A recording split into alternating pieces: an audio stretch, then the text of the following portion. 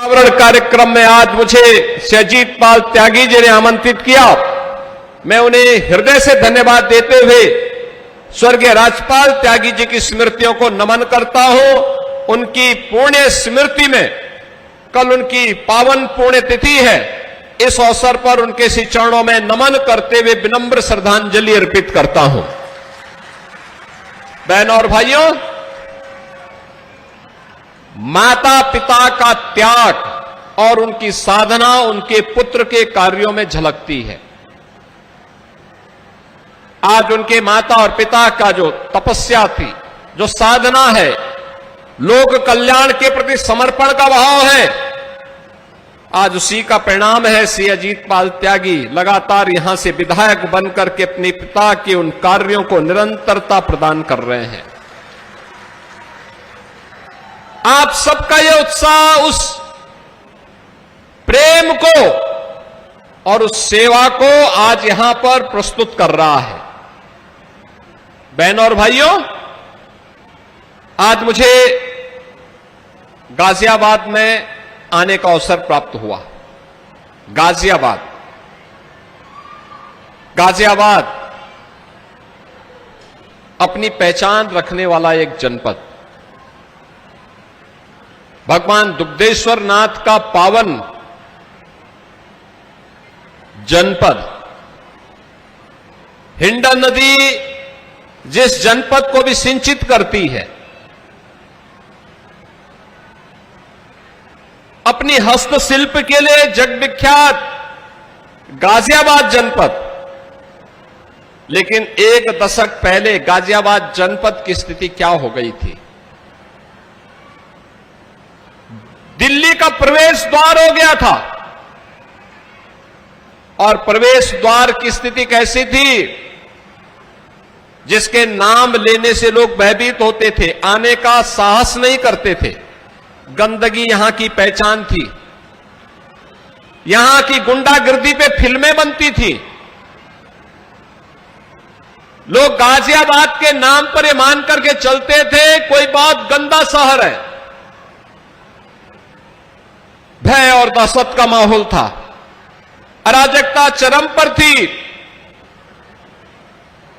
लेकिन आज का गाजियाबाद, आपने बहनों और भाइयों, 10 वर्ष पहले गाजियाबाद में अराजकता, गुंडागर्दी और गैंगवार के संघर्ष को भी यहां देखा है।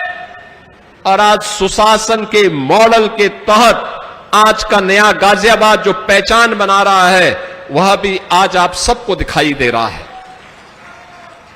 घंटों की दूरी तय करने में, जिस दूरी को तय करने में घंटों लगते थे, आज उस दूरी को तय करने में गाजियाबाद के अंदर मात्र कुछ मिनटों में आप उस दूरी को तय कर सकते हैं। कोई सोचता था गाजियाबाद के अंदर इतनी अच्छी सड़कें बनेंगी, गाजियाबाद नगर निगम इतना साफ सुथरा होगा, देश की पहली रैपिड रेल दिल्ली मेरठ के बीच में चल पाएगी। जब मैं मुख्यमंत्री बना उससे पहले से प्रस्ताव चल रहा था। लेकिन पिछली सरकारों को विकास से फुर्सत नहीं थी। समाजवादी पार्टी की सरकार थी, उन्होंने निर्णय नहीं लिया। एक प्रकार से उन्होंने नकार दिया था कि नहीं, हमें रैपिड रेल नहीं चाहिए, क्योंकि इसमें 32,000 करोड़ रुपए का निवेश लगना था। मैं मुख्यमंत्री बना, ये प्रस्ताव मेरे सामने भी आया। मैंने कहा पिछली सरकारों ने क्या निर्णय किया है? उन्होंने कहा पिछली सरकार ने नकारात्मक रूप से लिखा। मैंने कहा भी नहीं, इस प्रस्ताव की आवश्यकता है। अधिकारियों ने कहा कि साहब इसमें 32,000 करोड़ रुपया लगना है, पैसा राज्य सरकार को भी देना है, केंद्र सरकार भी उतना ही पैसा देगी जितना राज्य सरकार देगी। क्या राज्य सरकार दे पाएगी? मैंने कहा जरूर देगी, चिंता मत करो। ये सब जनप्रतिनिधि मेरे पास आए थे। मेरठ और गाजियाबाद के सभी जनप्रतिनिधि मेरे पास आए थे। डॉक्टर मंजू शिवाज जी भी आई थी। सजीत पाल त्यागी जी भी आए थे, अतुल गर्ग भी आए थे, सुनील शर्मा भी आए थे। ये सभी लोग मेरे पास आए थे। इन्होंने कहा था, और नंदकिशोर गुर्जर भी आए थे, कह रहे थे कि उसकी एक रेखा थोड़ा लोनी की तरफ भी जानी चाहिए। बहनों और भाइयों, आज मुझे लगता है हमने 17 में निर्णय लेकर के अच्छा किया। 3 घंटे की दूरी को घटा करके केवल 40 मिनट कर दिया है। 40 मिनट। आज मेरठ से आप चलेंगे, मेरठ से चलेंगे और मात्र 40 मिनट में दिल्ली पहुंच जाएंगे। मुरादनगर और मोदीनगर तो और कम समय में आप पहुंच सकते हैं। यहां से उस यात्रा को आगे बढ़ा सकते हैं। कोई सोच सकता था 12 लेन का एक्सप्रेसवे बनेगा, आज वह भी साकार हुआ है। कोई सोचता था गाजियाबाद में, हिंडन में सिविल टर्मिनल बनेगा, आज वह भी साकार हो गया है। अब गाजियाबाद के लोगों को देश के अंदर कहीं यात्रा करने के लिए इंदिरा गांधी इंटरनेशनल एयरपोर्ट जाने की आवश्यकता नहीं पड़ती है। हिंडन में ही उन्हें वायु सेवा प्राप्त है। कोई सोचता था कि विकास की प्रक्रिया में गाजियाबाद के अंदर इतनी अच्छी सड़कें बनेंगी, लेकिन वह संभव हुआ है। यही तो सुशासन का मॉडल है और जिसे 12 वर्ष से लगातार देश के यशस्वी प्रधानमंत्री श्री नरेंद्र मोदी जी के द्वारा देश को दिया गया है।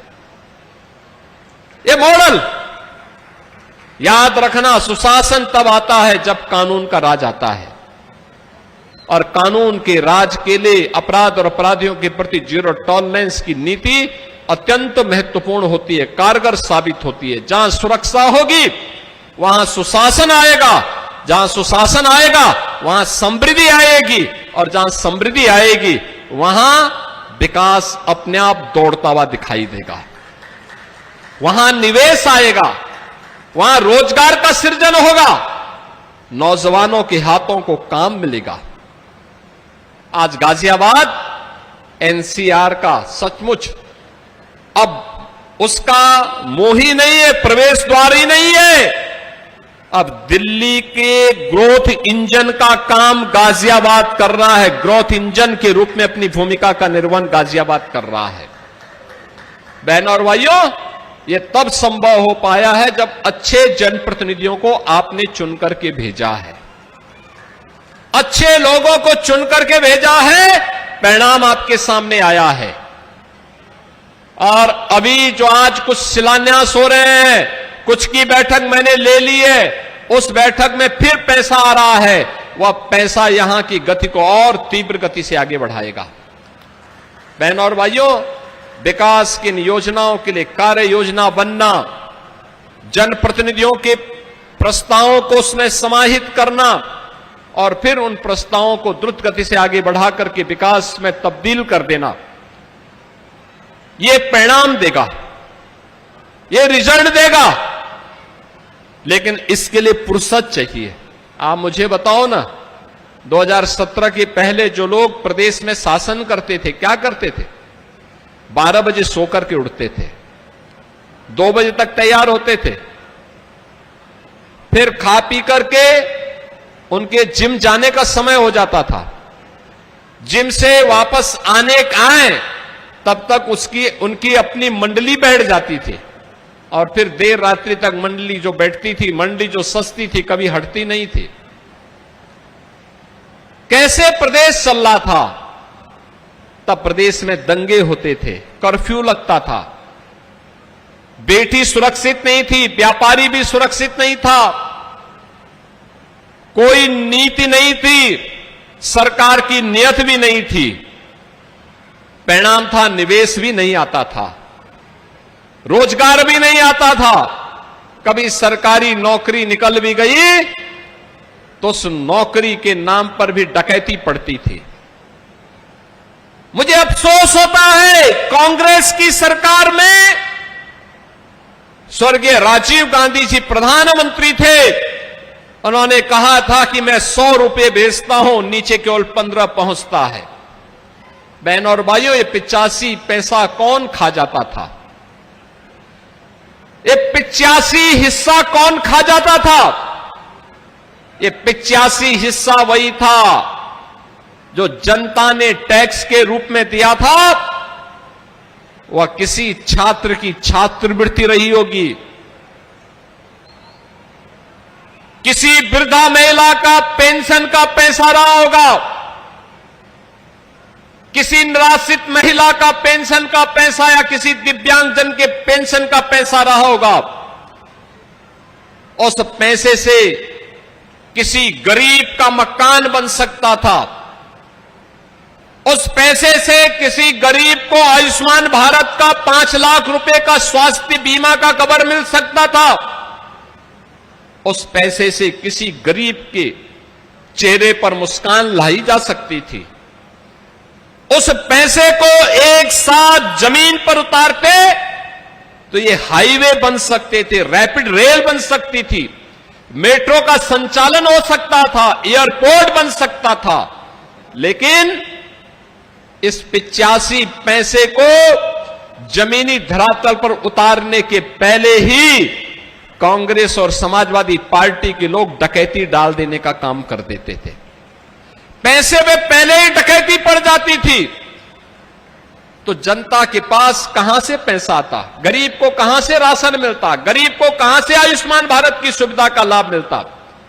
गरीब को कहां से निराश्रित महिला या वृद्धावस्था पेंशन का लाभ मिलता?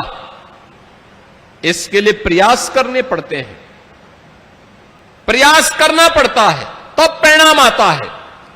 और आज परिणाम के लिए ये डबल इंजन की सरकार, एनडीए की सरकार, प्रधानमंत्री मोदी जी के मार्गदर्शन में, उनके नेतृत्व में कार्य करते हुए आज उस परिणाम को देने का कार्य कर रही है। और उसी परिणाम के फलस्वरूप अब गाजियाबाद अपनी एक नई पहचान के रूप में आगे एक नाम कर रहा है। अब देश के अंदर स्वच्छता की रैंकिंग आती है, हमारा गाजियाबाद भी उस रैंकिंग में अपना स्थान बनाता है। अब गाजियाबाद के नाम पर कोई फिल्म नहीं बनती है, बल्कि गाजियाबाद में नए नए निवेश आते हैं। आवासीय कॉलोनी हर नंदीपुरम के रूप में एक नई आवासीय कॉलोनी आती है, विकास की गति आगे बढ़ती है। और अगर किसी ने कानून को हाथ में लेने का कार्य किया तो उसे मालूम है कि उसके लिए फिर 2 ही जगह हो जाती है, तो जेल होती है या जहन्नुम होता है, इसके अलावा कोई तीसरी जगह नहीं होती है। बहनों और भाइयों, आज आप एक बात देख रहे होंगे,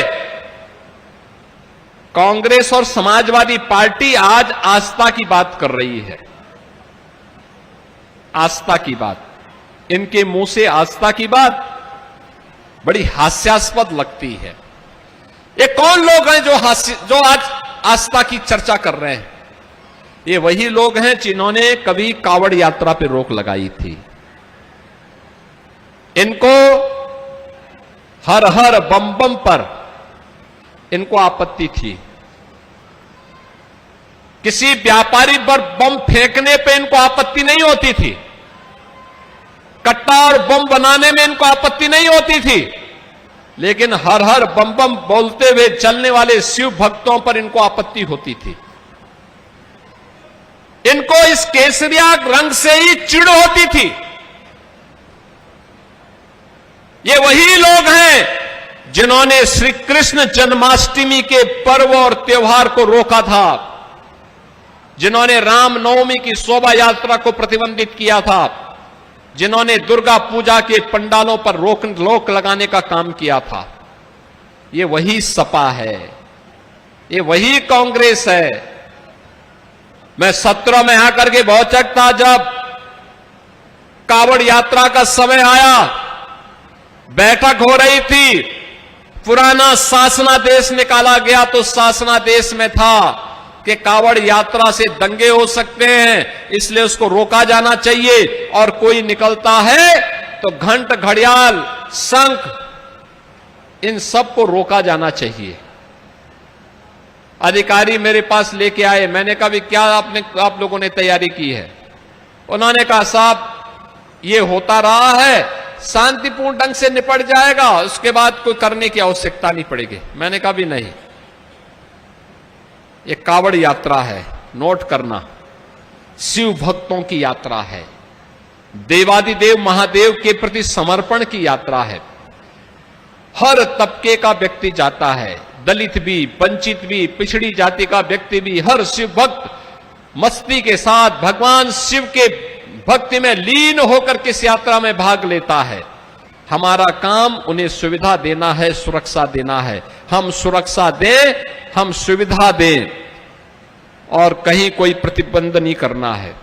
लोगों ने कहा साहब दंगे होंगे, मैंने कहा उसके लिए मैं हूं, चिंता मत करो, कोई दंगा नहीं होगा, कोई दंगा नहीं होगा, उसकी गारंटी मैं लूंगा, क्योंकि मैं जानता हूं सच्चा भक्त कभी अनुशासनहीनता नहीं करता है, उच्छृंखलता सच्चा भक्त नहीं कर सकता है, वो मर्यादा में चलता है, वो समरसता का पाठ उसके जीवन का हिस्सा होता है, वो ईश्वर की लीला पे विश्वास करता है।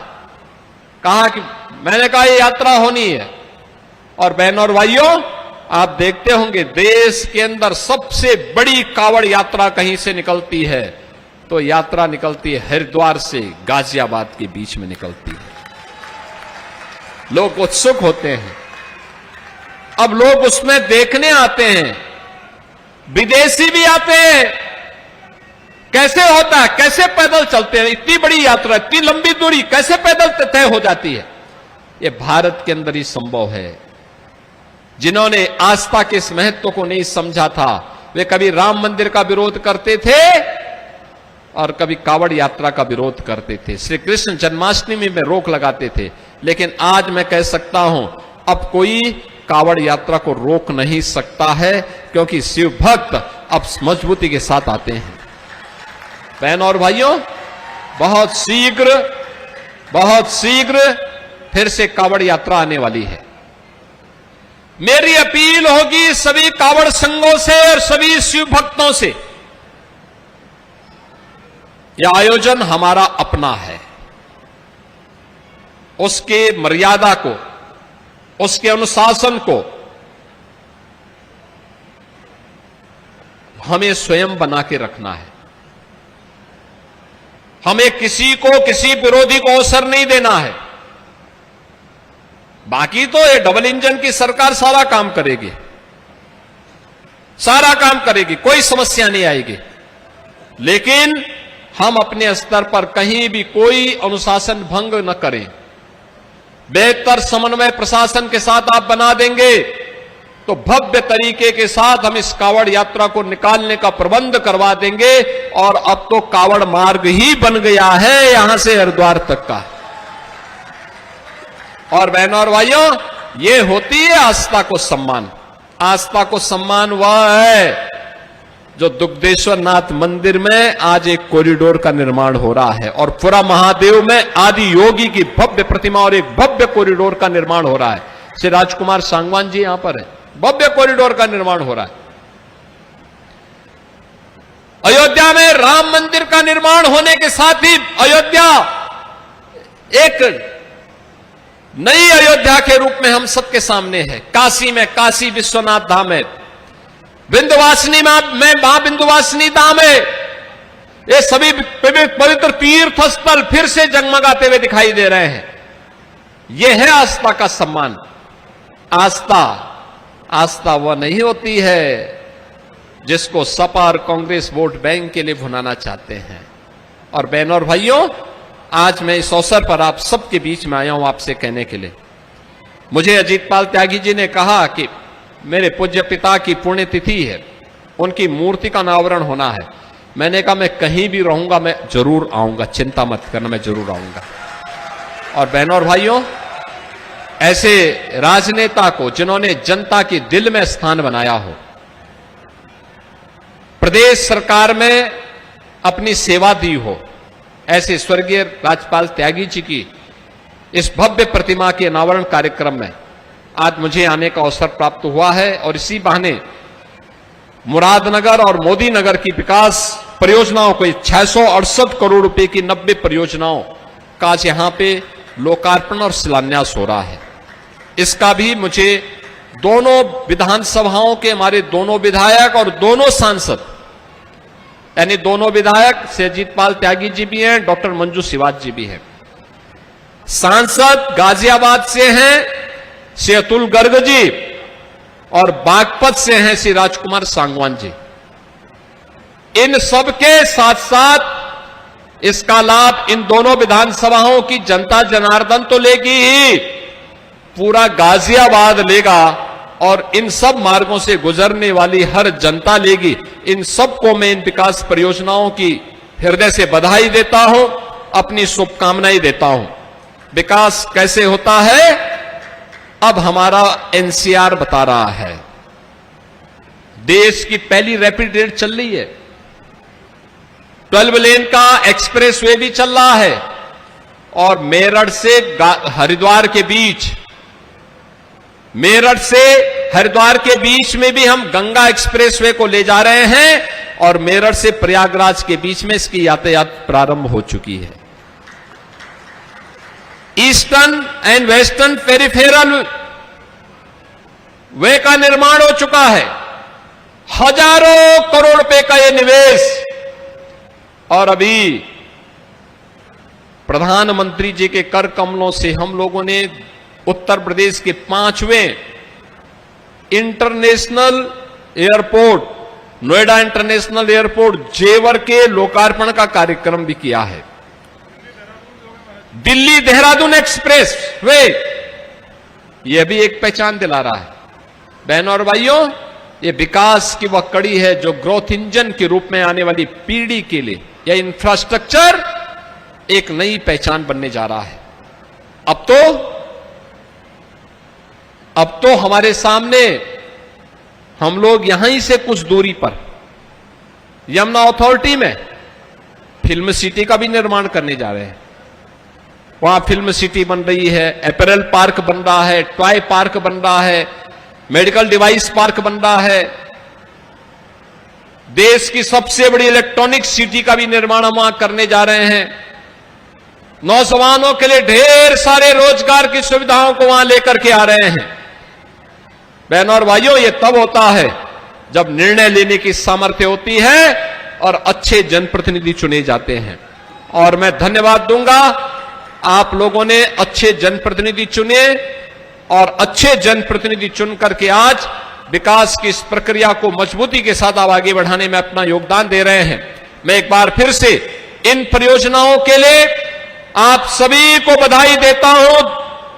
दोनों विधायक और दोनों माननीय सांसदों को हृदय से अभिनंदन करता हूं और स्वर्गीय राजपाल त्यागी जी की स्मृति को नमन करते हुए विनम्र श्रद्धांजलि अर्पित करते हुए अपनी वाणी को देता हूं विराम। जय जय श्री राम।